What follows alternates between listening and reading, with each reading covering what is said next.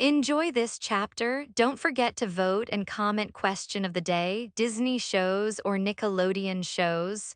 Your father assured me this wouldn't be a problem. We've discussed this already. I desperately needed to get away from this idiota who wouldn't take no for a fucking answer. I never intended on leaving Millie alone for this long. I was uneasy the entire time, even though I tried to reassure myself nothing would happen here with my guards watching her every move. Unfortunately, the sight of my wife approaching me with panic-filled eyes proved me completely wrong. It also sealed the fate of those guards who were all dying tonight. Signor Accardi, I think you excuse me. And I quickly pushed past the old man, rushing over to Millie in the middle of the banquet hall. What happened, Costa? She seemed slightly dazed while she gripped the fabric of my suit tight in her shaky hands. He's here, Victor. My entire body stilled at the mention of the leader of the Russian Bratva, the one who declared war on my family and Millie's. He wasn't on the guest list. My father was very clear about that. No Russians were invited to this gala thanks to their current sour relations with the Armenians, but he made it in anyway. As soon as she inhaled a ragged breath, it was clear the emotions were beginning to overwhelm her as the seconds ticked by. Not here, come on. I quickly guided her through the crowd, keeping her trembling body against mine as we walked. My eyes searched the crowd for any sign of Kozlov or his men, but I came up completely empty. Even when my guards ushered us out into the hallway of the hotel, there was no sign of them hightailing it out of there. As soon as we were in the quiet hallway, I held her at arm's length, gently gripping her shoulders. Did he hurt you? My eyes scanned her body for any obvious injuries, but I couldn't see anything. He. At first, she struggled to relay the events to me. My initial thought was that she'd let this whole thing get the better of her. I thought she'd let the shock of the sudden turn of events send her into a meltdown. But she surprised me when she took a few slow breaths, now holding her head high. Something changed in her eyes, and her next sentence was cool, calm, and collected. He had a knife which he held against my stomach. He didn't use it, but his threat was clear. He might have left a bruise on my hip, too.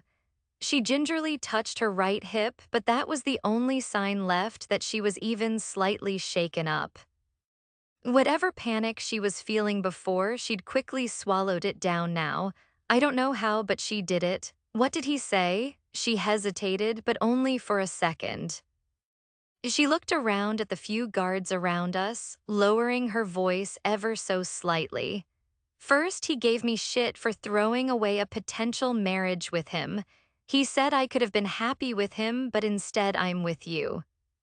I'm sure you can guess the kind of adjectives he used to describe you. The look she gave me suggested she didn't entirely disagree with his view of me. I'm sure she hated me all the same. Kozlov has hated me from the moment we met as teenagers. I wouldn't be surprised if he took the chance to tell Millie the worst things he knew about me. Then he told me about his plan to kill the Darmo's family and the Accardi family. She eyed me carefully, probably expecting me to have some kind of breakdown over the revelation of his threat. Is that it? A sardonic laugh escaped my lips, bringing a frown to her face. That son of a bitch can try all he wants, Millie. Nothing is going to happen to us, or to your family. I added the mention of her family just to ease any concerns she might have had. Personally, I couldn't care less about what happened to the Darmo's family. He's said it all before. The only difference this time is he's throwing a bitch fit because he couldn't have you. I laughed, for once finding a silver lining in my marriage to Millie. Although I don't really know why he'd ever want you. For some unknown reason, he desperately wanted Millie, but I got her instead.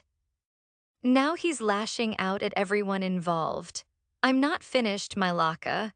Asshole, she snapped, taking an exaggerated step away from me. She really is the most infuriating woman I've ever met. What the hell did Kozlov even see in her? Apart from her looks, she has very little to offer. Go on then. I sighed, expecting her to complain about what else he said and then probably about my lack of understanding or interest. I waited for her to explain whatever else he said to spook her, but all she did was narrow her eyes at me.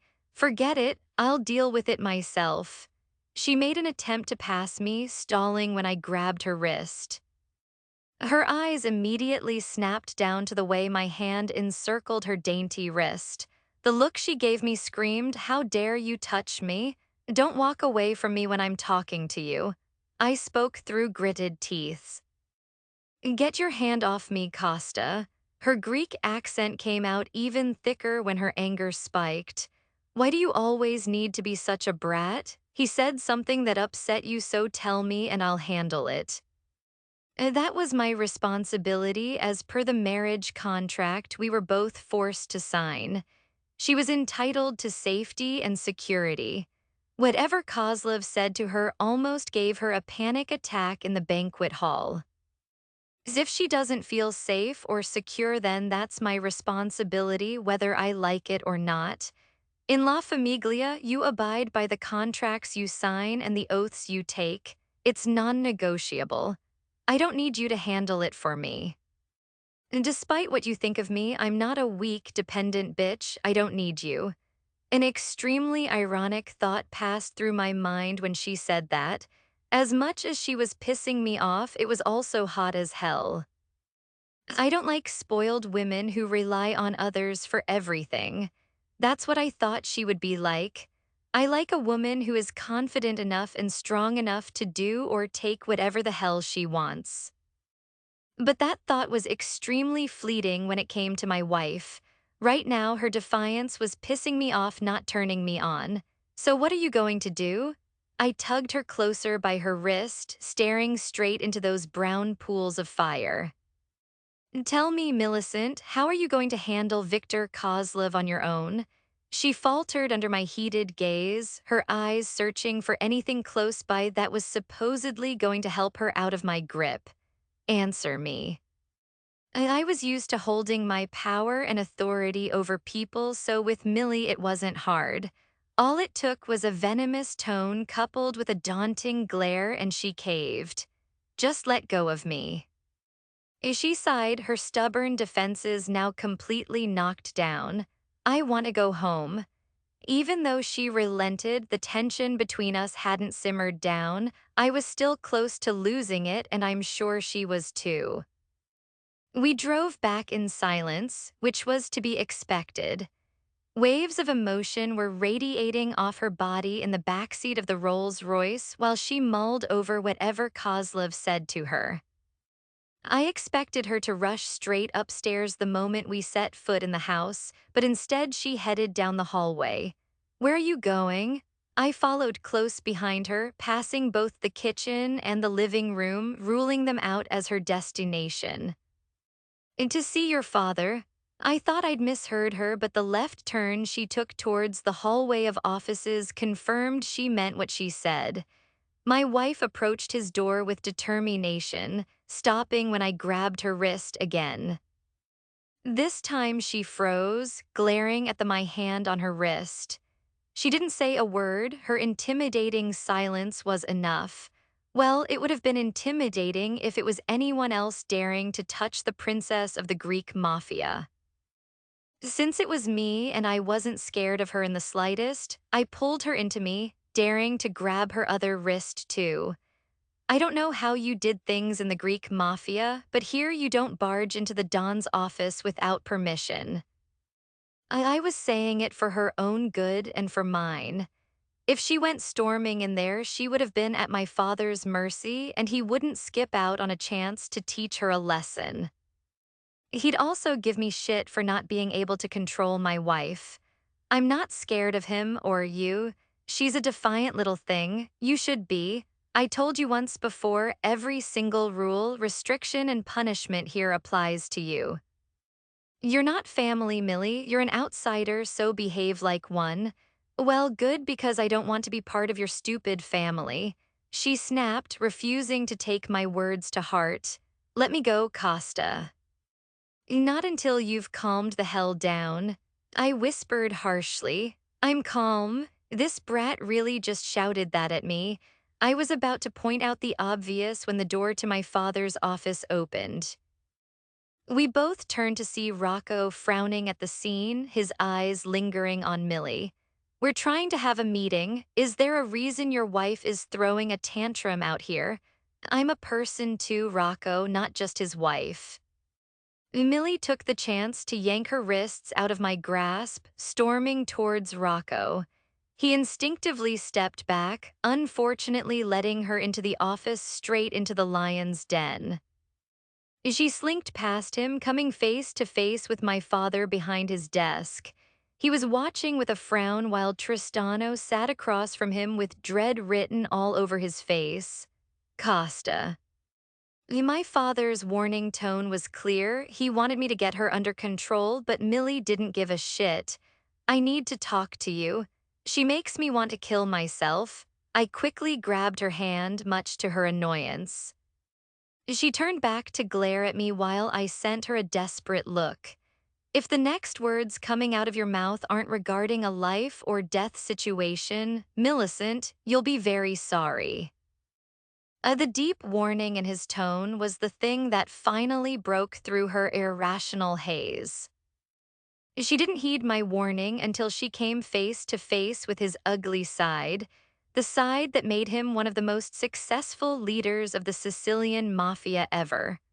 All eyes were on her as she momentarily struggled to come up with the words to reply. Her red-coated lips parted, but nothing came out, extending the painful silence around us. Kozlov threatened her. The words slipped out before I could stop them, diverting everyone's attention towards me instead. He held her at knife point at the gala while he spewed a bunch of threats to La Famiglia and the Greek Mafia. Did he hurt you? Tristano aimed his question at Millie, who looked like she was still processing what was going on. Imagine she had an alter ego who stormed her way into Eduardo Accardi's office to make her point. But then this alter ego disappeared as soon as she came face to face with the man himself. That alter ego left Millie to deal with the fallout, and now she was playing catch-up, trying to figure out where the hell she was. Unfortunately, she doesn't have an alter ego. It's just her unhinged, irrational self. A little. She stepped backwards, coming in closer to me since my hand was still gripping hers. It definitely wasn't to comfort her. It was to stop her from doing something stupid and getting us both in trouble. What exactly did he say? My father questioned her, leaning back in his leather chair. Unlike most people, Millie didn't shy away from answering his question. She spoke with a firm tone, her confidence quickly coming back tenfold. She's good at that. She recovers pretty quickly in uncomfortable situations. He said he has some kind of long-winded plan to bring down the Greek Mafia and the Sicilian Mafia. He said he's going to kill Costa and then take him. He thinks he's going to kill Costa. Rocco cut in with a laugh, sharing the same amusement I did when I first heard it. The Bratva have been trying for decades to end the Accardi bloodline. It's not that simple. I haven't. Millie was cut off again, this time by Tristano. I don't like it. He's reacting to the recent events, which means he's unpredictable. That could be dangerous for us. My brother frowned, completely missing the glare he was receiving from my wife. Even he's not stupid enough to come after La Famiglia without a well-thought-out plan. Rocco laughed. It would be a suicide mission and he knows it. Even with help from the Serbs, we're too strong for him. Of course you're only thinking about yourselves. Millie scoffed, yanking her hand out of mine to step further into the room. This woman is strong. Or she just has a knack for knowing that exact moment my attention deviates away from keeping her in one's place. What about me and my family? What about the Greek ma? She tried again, but this time my father cut her off, choosing to dismiss her altogether. That will be all, Millicent. But once again, she surprised me with her guts. I saw the first glimpse of it the night she almost slashed the actress's throat after she pretended to be Victor's wife. I've been seeing it throughout our marriage, and I saw it front and center when she all but squared up to my father. She narrowed her eyes at him, giving him that, "How dare you interrupt me with your sexist bullshit" look. Costantino and I signed the contract you forced onto us. That contract guarantees equal financial and physical support from both sides in the case of a threat. You have a responsibility to uphold your end of the contract, or we're going to have a problem. Yes, she just threatened the man who's beaten his own children black and blue for defying orders. Millie was stupidly glaring straight at the current leader of the Sicilian Mafia, who only watched on with mild interest. With a fierce determination and a fire raging in her eyes, she stepped closer to his desk again.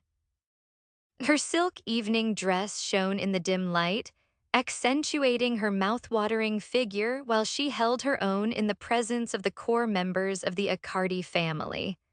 "I'm only here because of that contract. Your alliance with the Greek mafia rests solely on my presence in Costa's life. So I suggest you use the rest of your meeting to discuss how you're going to handle this with that contract and your alliance to the Greek mafia in mind. In the morning, expect to hear from my brother. I'm sure he'll want to know what plan you've come up with." She must have been riding some adrenaline high when she had the balls to turn around to look me dead in the eye. After all, it was your expert planning skills that landed us all in this mess with Kozlov in the first place. Even when my eyes narrowed dangerously in her direction, she didn't seem fazed. She was definitely on something, because the look I gave her should have had her confidence crumbling to dust. My father didn't say a word in response. He watched her with cold eyes and a set jaw. His mind was definitely racing with a train of thoughts I'm sure I'll hear all about after this.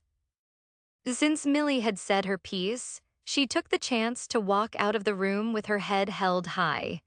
She left a trail of her strong feminine perfume in her wake, sending a spike of irritation straight to my soul. The following seconds were silent in the room after the door slammed shut, but my thoughts were louder than ever. She just stood up to my father and walked out completely unscathed. She looked sexy as fuck doing it. My pants are uncomfortably tight, which is scaring the shit out of me. What? I snapped under the heated gaze of my two brothers. My father's eyes were trained on his desk while he mulled over the disruption to his previous meeting with my brothers.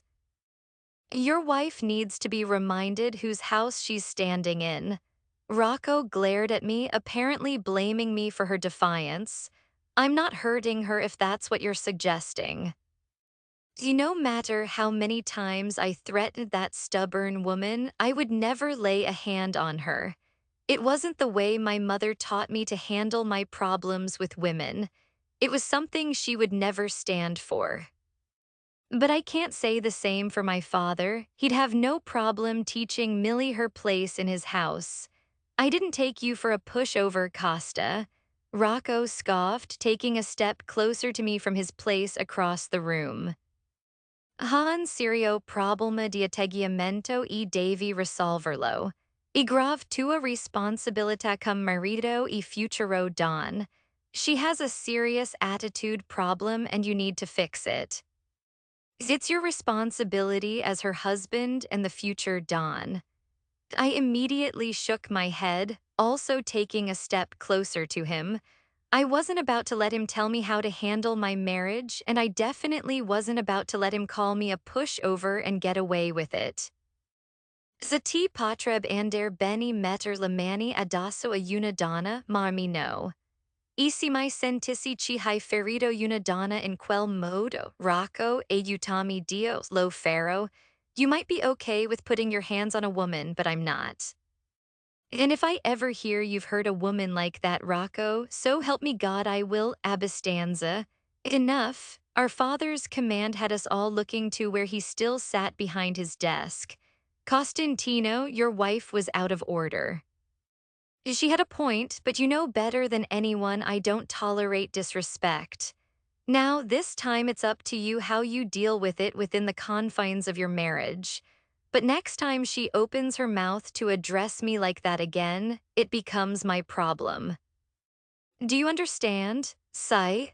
I nodded, gritting my teeth at the thought of him laying a hand on her. She might be one of the most despised people on earth to me right now, but I'd never let my family hurt her. I just don't know what means I'd have to take to stop it. Now I want to go over Kozlov's threat. It's already late, so sit down and let's get on with it. I don't need another Darmos giving me a headache tomorrow. He rubbed his temples, signaling for Tristano to bring him a glass of whiskey. And LT and LT and LT and LT and LT and LT and LT and GT and GT and GT and GT and GT and GT and GT. And LT and LT and LT and LT and LT and LT and LT and LT 2 hours. It took 2 hours, and yet we failed to create even a semblance of a plan. Without going on the offense and attacking Kozlov head-on, there was very little we could do. By the time I reached our bedroom, the lights were out and she was fast asleep on her side of the bed. Well, it was my side of the bed until she moved in and took it. I don't think there's anything she didn't disrupt after she moved in. Her things were everywhere in my once tidy bedroom and bathroom. She left her scent everywhere she went, most notably in the bed. She also deposited her long hair everywhere, fucking everywhere. And that's not to mention all the spider-proofing she insisted on. She turned my life upside down in the short few months we'd been married. I even had to be quiet while I got ready for bed in the fucking dark just so I didn't wake her up. But with all these faults, strangely, I always managed to have a peaceful night's sleep enveloped in her luxury vanilla scent in our bed. Sometime during that night, I became vaguely aware of her moving in her sleep. Pained moans soon followed, which brought me out of my sleep, and before I knew it, she released a whimper mixed with a strangled sob. Millie, I whispered, shuffling across the king-size bed closer to her. Millie, wake up. I cautiously touched her arm, causing her to suddenly jolt awake. A ragged gasp tore through her as she sat up, her chest heaving with heavy breaths. She frantically scanned the dark room, clutching the bedsheets tight in her fists. It only took a few seconds before the first sob escaped her lips, marking the first time I ever saw her cry. Sure, she'd been on the verge of tears before, but she always managed to keep it together in front of me, something I admired her for. But the nightmare she had was enough to crumble her walls completely. She was a far cry from the woman who stood up to one of the most notorious criminals only mere hours ago, Millie. I tentatively touched her hand, causing her to flinch. A cry caught in her throat and she turned to look at me.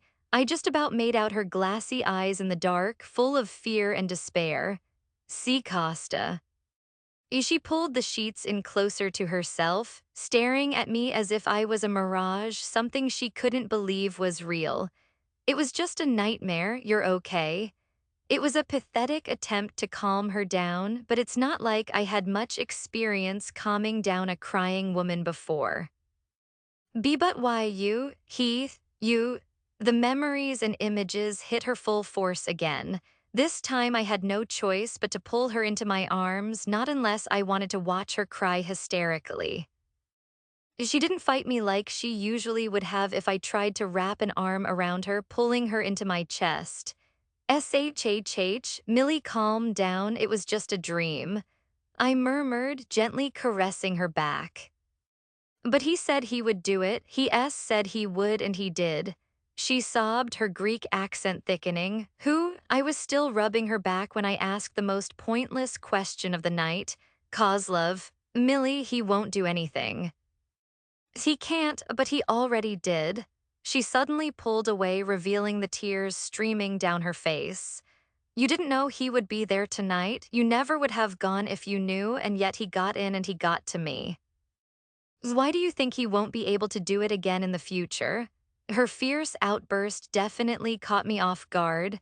Only Millie could be crying hysterically and still take the chance to shout at me. Okay, fair enough. But you don't even know what he said. You never let me tell you. You have no idea what he's going to do to me, Costa. Yes, she was still crying while she shouted at me. Okay, tell me what he said. Speaking in a soft voice, I took her hand, rubbing the back of it with my thumb. The tears fell steadily down her cheeks, but for the moment her sobs subsided. She studied me for a moment, and then with a little sniffle, she adjusted her position on the bed to face me comfortably. He said that after he kills everyone he's going to take me, I guess as a prisoner. She hiccuped, speaking through the tears. He's going to make me have as many of his children as possible until I die. That's what she never got the chance to say earlier, first at the hotel and then in my father's office. Shit, he really fucking said that to her. I always knew he was a psychotic son of a bitch, but damn. He meant it, Costa. He's really going to kill everyone I love, and then he's going to keep raping me until I cue another round of sobs that racked through her body. Okay, Millie, calm down. My voice was softer than normal, but still firm to get through to her.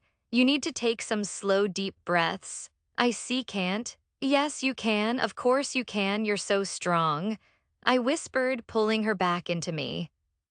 She nuzzled her face into the crook of my neck, struggling to catch her breath through her sobs.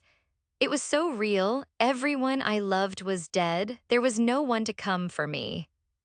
He was keeping me in a basement and he forced me to SHHH. Don't think about it. It wasn't real. You have to block it out. I stroked her hair, which was somehow way softer than it looked, and it smelled like fucking bliss. But it wasn't the time to dwell on that, even if it would be the only time in my life I got to touch her hair. Don't let him take me, Costa. Hey, I pulled back just enough so I could look her in the eye. You really think I would let that happen? I don't know, you hate me. Her lips were in this almost cute little pout while she stared at me with those brown eyes that were usually full of fire. Well, yeah, I do. But do you really think I'd let Kozlov win? I've been at war with the son of a bitch all my life. I flashed her a teasing smile which managed to lighten the mood slightly. I'm being serious, Costa. She sniffled, another few tears spilling onto her cheeks. Nothing will happen, regardless of our relationship. I will never let anyone hurt you, okay? I promise. In this life, your word is your bond, a promise is a certainty. You'll do what you said or you'll die trying. In La Famiglia, there's no strength or honor for the one who doesn't fulfill a promise they made. Millie understood that because she grew up in the Mafia. She knew the weight the two words, I promise, carried. It's okay, she nodded, wiping away some tears, not that it helped. Come on, you need to sleep. I guided her head back to my shoulder as we got comfortable in the bed again. I made your shirt wet. Millie murmured, tracing her finger over the damp spot on my shoulder. You've done worse, don't worry about it. My response caused her to scoff, but she didn't fight back like she would have normally. She rested her arm over my stomach with her head on my shoulder. It would have been fine if she wasn't still sniffling away. You don't want to sleep? I murmured, noticing the way she was still staring straight ahead into the darkness of the room. It's okay, I sat up, reaching over to turn on the lamp by my bed before returning to our previous resting position. What are you doing? She mumbled, wiping a stray tear from her cheek. Putting the lamp on. I know that, idiota. She muttered, resting her head back down on my shoulder. Did you just speak Italian? I laughed. A sense of satisfaction filled me when I saw the smile tug at her perfect lips. Sai, are those the only two words you know? I rose an eyebrow at her. Thanks to the soft light of the lamp, I could see the faint, rosy glow on her cheeks and her nose. I also saw her roll her eyes at my question. No, I know Cagna too, Cagna. Bitch, ah. So you're a 12-year-old who knows the bad words? At least I know some Italian. You don't know any Greek, do you? She turned her face so she could see my amused expression. I don't need to know any Greek. We don't live in Greece. I shrugged, absent-mindedly playing with a ringlet of her hair. What happens when we go to Greece to visit my family? Only Millie could master the feat of asking such a simple question with such a bitchy tone. And when is that happening? I scoffed. What, you didn't think we'd never see any of my family, did you? Wells, before I could enlighten her on my loathing of the Greek mafia, she continued. I love going to Greece. It's my favorite place. It is, Chem, she murmured, adjusting her position to get comfortable. Her head was now on my chest instead of my shoulder. Of all the times I've been in bed with a woman, this has never happened to me before. I'm the kind of guy to hump and dump, not cuddle. It's safe to say I was hating every second of it, but it was better than seeing her cry like her life depended on it. Everything about Athens makes me happy. My family, the food, the weather. We used to spend every winter in Athens instead of New York. She had a ghost of a smile playing on her lips when she said that. By now the tears had dried up, leaving her sniffling occasionally with a red nose. You don't like New York in the winter? New York is famous for its winter seasons, everyone knows that. No, I do, I love Christmas and snow and all the lights. I also like layering. There's something so fun about layering a winter coat with a cute scarf and a hat. But Damien doesn't like it. He hates the cold. But he always makes it out that it's my fault so he doesn't seem like a pussy. That's according to Julius anyway. He tells everyone I'm an exotic princess who can't handle the cold, so we move back to Greece for most of the winter. It's actually Damien, he's the princess. A sleepy giggly tumbled out of her lips as she spoke. Her eyes were beginning to droop, and the tension in her body had eased after the nightmare she experienced. As much as hearing her stories about Damien Darmos wasn't my idea of fun at 4 a.m., I knew this was the best way to help her fall asleep again. So to my dismay, I asked her a question about her stupid family. You're close to Julius and Damien, aren't you? Yeah, they're my beast friends. We did everything together. Well, not everything. They were obsessed with keeping me safe, so they would try to shelter me from mafia life as much as they could. But otherwise, she sighed, allowing the sleep to creep up on her. Otherwise, we did everything. The only oversight I made was letting her fall asleep on my chest. That meant I was stuck like that for the rest of the night while she slept soundly in my arms, and I left the fucking lamp on. And LT and LT and LT and LT and LT and LT and LT. And GT and GT and GT and GT and GT and GT and GT and GT. And LT and LT and LT and LT and LT and LT and LT. I managed to carefully slip out from underneath her in the morning knowing I had an early meeting to attend. As usual, no one else was in the kitchen having breakfast when I got there. That's how I like it. I need some peace and quiet early in the morning. Usually I sit and catch up on the news, but that particular morning I couldn't clear my head enough to concentrate on the words. She slept in my arms. I should have hated it. I should have stopped it. Maybe I could have just helped her fall asleep and then nudged her off me. But I didn't. I just let her do it. I couldn't explain why. I still hated her, but I also didn't like seeing her so vulnerable. How screwed up is it that I hated seeing her cry more than I hated her touching me? Costa, someone kill me now. The quiet was interrupted by one of the twin idiots stumbling into the kitchen. Shut up, it's too early. Since I wasn't going to be reading anything now, I tossed the folded newspaper down with a sigh. I leaned back into my seat watching Aiden graciously take his seat at the table. The screeching of the chair being dragged across the tiles had me wincing. I thought it was over until he started trying to tuck himself in. He failed miserably, much to the dismay of my eardrums. My chair won't move. Costa, shit, my back hurts. Aiden groaned, this time putting more strength in. The chair legs scraped along the floor, causing me to grit my teeth in annoyance. Stop that, I snapped. Just sit still and eat. Fine, Aiden sighed, giving up on his mission to sandwich himself between the chair and the table. What did you have, Costa? My usual. I muttered, rubbing my temples to ease the pain. Black coffee and old oats. Disgust laced my cousin's voice as he eyed the empty jar on the table. It's overnight oats, idiota. I snapped, closing my eyes, hoping it would calm the thumping in my head. It's overnight oats, idiota. The words were repeated by Aiden in a deep tone, way deeper than I spoke. I cracked an eye open, giving him a questioning look. I'm training myself to be more like you. He shrugged, piling his plate high with waffles and pancakes. I don't speak like that. He sounded like Darth fucking Vader. Let me try again.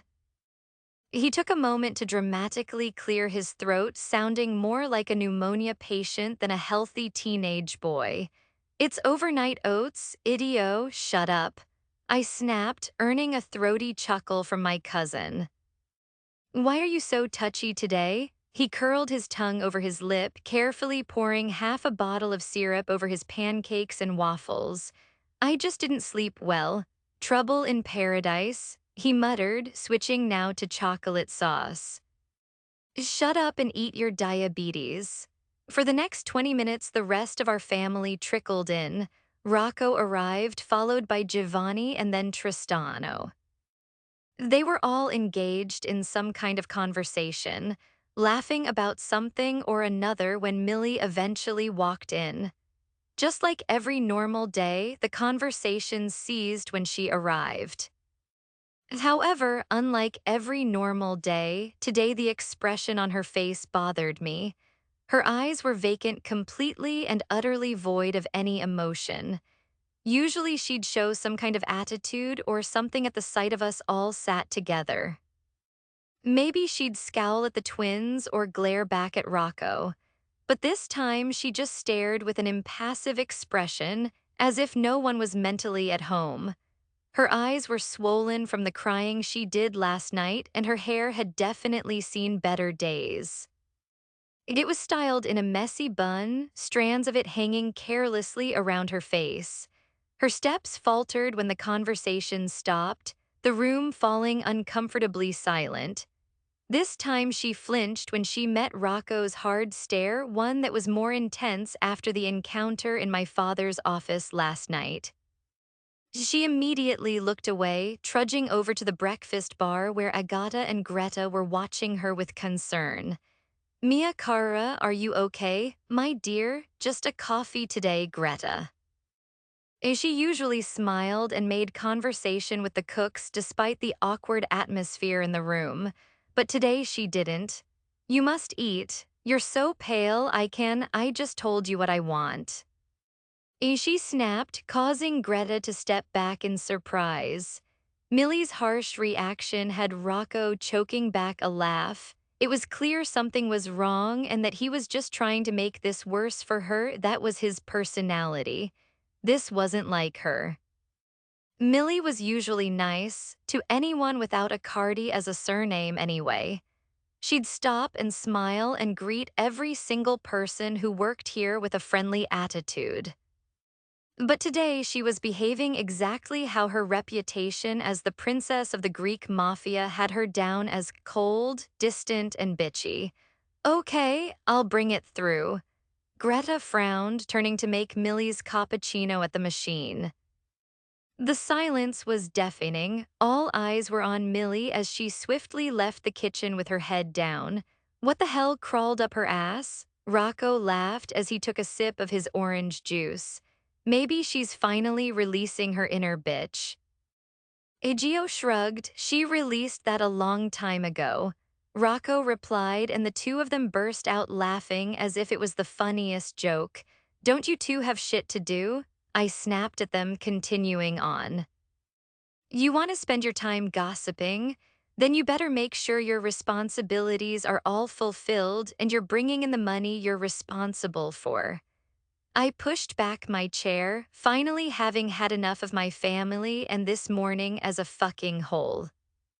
If they're not, you'll be answering to me later. On my way out of the room, I stopped to collect Millie's cappuccino from Greta. Even with the way Millie spoke to her, Greta left a croissant and some jam on the side of her tray. Again, that only showed how close they usually were. Take it from me, Greta isn't nice to people who are rude to her. She also knew something was up with Millie too, or she just had a soft spot for her. The door to the dining room was cracked open with Millie sitting at the table, head in hands. However, the sound of my steps by the door had her defenses building straight back up. Her head shot up and her eyes narrowed into slits immediately. Get out. Relax, I don't care, I don't want to see you. I so badly wanted to give in to the irritation I'd been feeling ever since I woke up, especially since this fiery brunette was the reason for my sour mood. But the longer I stared at her tired eyes and paler than usual skin, I knew it would only make shit worse. So I slowly approached her at the table, placing her cappuccino and croissant down in front of her. Don't ask why I decided to bring it in like a fucking servant, because I don't know. Her expression softened a little when she saw the croissant, but that was probably towards Greta and not me. Millie, I don't want to talk about it. She cut me off again while she picked up a knife to slice her croissant. Talk about what? Last night, she muttered, now refusing to meet my gaze completely. I'm not here to talk about that. When she didn't respond, I released a frustrated sigh. Lowering down onto the chair next to her, I took the knife from her, forcing her to meet my gaze. Of course, she was glaring at me because this woman could never be normal for a mere 2 minutes. I'm flying to New York tonight for business. I'll only be there for 10 days, then I have to go to the Middle East. But why is this so fucking hard? Seriously, do you want to come with me? To be honest, I wasn't surprised by her shocked expression. My inner thoughts were also scolding me for being nice to this crazy-ass woman. She's speechless. I just thought it might be good for you to get away from here for a bit. You can go and see your family in New York, and okay. She nodded, reaching out to take the knife from me to continue with her croissant.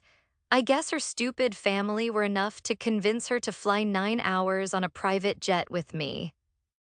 We'll leave for the airport around 9 p.m., pack for both places. Those were my parting words to her while I left the room, wondering what the hell I was ever thinking. Guys. This is where things to start to progress. Can you already tell Costa's feelings are starting to change? Can't wait for you to read the rest of this story. What did you think of this chapter?